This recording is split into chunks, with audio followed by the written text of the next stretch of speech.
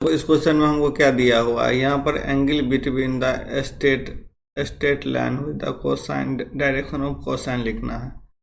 पहले हमको क्या करना पड़ेगा, यहाँ पर एल एम एन का वैल्यू निकालना पड़ेगा दोनों का, उसके बाद हमको कोसाइन लिखना पड़ेगा। तो यहाँ पर देखो 2l plus 2m minus n equal to 0। तो n का वैल्यू क्या हो जाएगा, हमको 2l प्लस m हो गया, ये n का वैल्यू हो गया। अब यहाँ पर क्वेश्चन में देखो mn plus nl plus lm equal to 0 दिया है।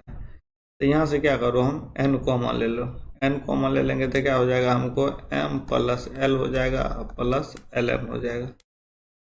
n कॉमन ले लिया। अब n का वैल्यू हम यहाँ पर दे देंगे, यहाँ पर क्या है 2l plus m into l plus m plus l plus m equal to 0। तब यहाँ पर क्या हो जाएगा, 2 को बाहर कर दिए, l प्लस m का होल स्क्वायर प्लस lm हो जाएगा इक्वल टू 0।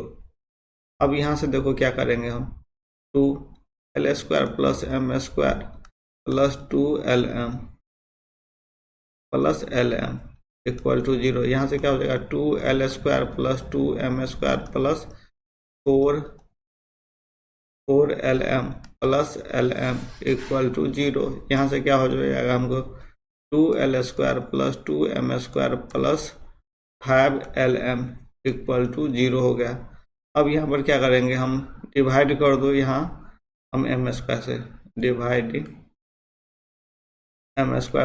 कर देते। यहाँ पर क्या हो जाएगा, 2l बाई m का होल स्क्वायर, यहाँ पर हो जाएगा 2, यहाँ पर क्या हो जाएगा 5l by m equal to 0। यहाँ क्या मान लो, लेट l बाई m हम t मान लेते हैं। तो यहाँ पर क्या हो जाएगा, हमको 2t square plus 2 plus 5t equal to 0।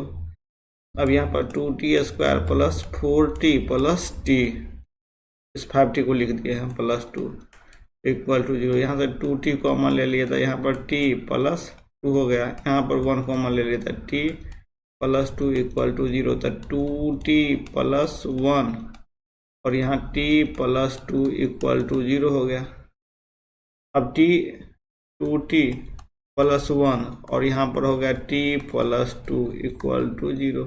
तो t का वैल्यू क्या हो गया, -1/2 और -2। मेरा यहाँ पर t इक्वल टू क्या लिए हैं, l by m equal to -2 हो गया, और एक बार क्या हो गया, l by m equal to -1/2 हो गया। तो इसको एक ले लो, इसको सेकेंड ले लो, इसको फर्स्ट ले लो, इसको सेकेंड ले लो। अब यहाँ पर क्या हो जाता है, सो देखो केस फर्स्ट, यहाँ पर क्या हो जाता है l, उसके बाद m, उसके बाद n। l by m equal to हमको क्या दे दिया है, फर्स्ट में -2 लिए ना, तो l by m equal to -2। तो l का वैल्यू क्या आ गया हमको, -2m। तो l का वैल्यू हम 2m दे देंगे। फिर क्या दे देंगे हम, m तो m ही रहेगा। अब देखो यहाँ पर क्या करेंगे, यहाँ से देखो इसको a ले लो, अब फ्रॉम a से क्या हो जाएगा, n equal to 2l plus m दिया है, तो यहाँ पर वैल्यू दे दो l का, तो 2 -2m प्लस m। यहाँ से क्या हो जाएगा हमको -2m, यहाँ से -m और इंटू 2, तो n का वैल्यू मेरा क्या आ गया, 2m था, -2m। अब m कॉमन ले लो, तो क्या हो जाएगा, -2 1 और -2, ये हो गया हमारा वैल्यू।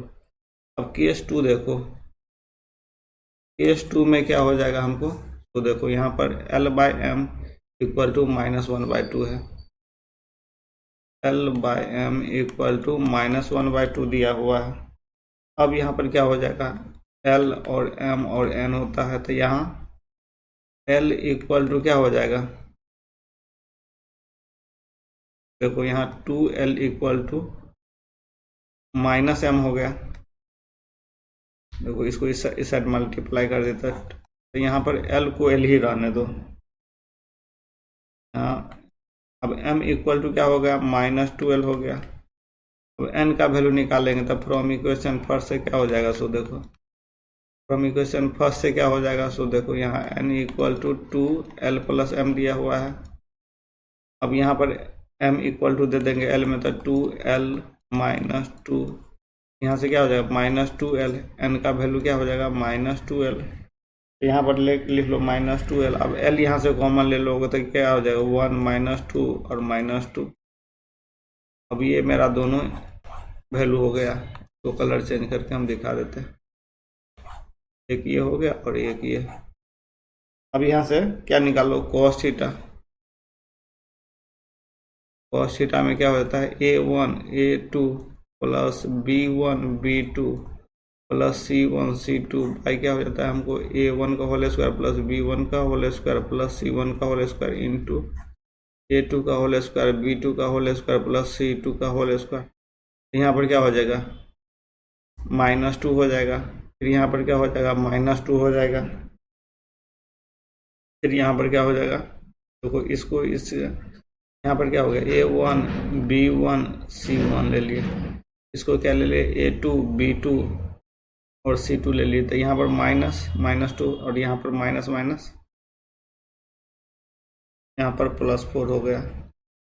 अब यहाँ पर क्या हो जाएगा अंडर रूट हो जाएगा, यहाँ पर 4 4 9 हो गया इंटू 9 हो गया, तो ये तो मेरा 0/9 हो गया, तो ये क्या हो जाएगा वैल्यू 0 हो गया। तो cos थीटा इक्वल टू 0 मतलब cos theta equal to cos π/2। Theta का वैल्यू क्या हो गया π/2 हो गया।